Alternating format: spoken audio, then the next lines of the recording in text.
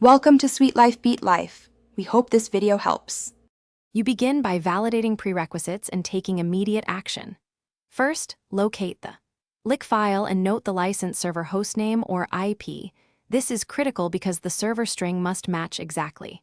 Next, ensure your account has permission to read the file and restart services, and confirm port 27000 and vendor ports are open.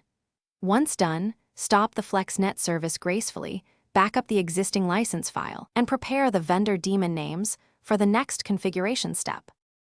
Now you edit configuration and execute the core fix steps. Open the license file and correct host names, ports, or hosted lines. Alternatively, set MLM license file to point to the proper server. Update LMGRD and vendor daemon binary paths if relocated, and save a copy. Then start LMGRD, followed by vendor daemons, watching the log for successful checkout messages. If a daemon fails, stop it. Inspect the vendor log for missing dependencies, and reinstall or relink binaries. Finish by validating service health and resolving lingering issues. Run lmutal lmstat and lmdiag to confirm the server is serving features and clients can connect. Make sure system time and time zones match between client and server because skew causes denials. Verify hosted in the license equals the server hardware ID and check expiry dates.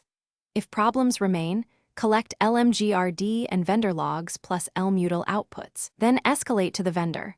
Attach those diagnostics so they can pinpoint mismatches quickly. Thanks for watching. Consider subscribing if we helped you.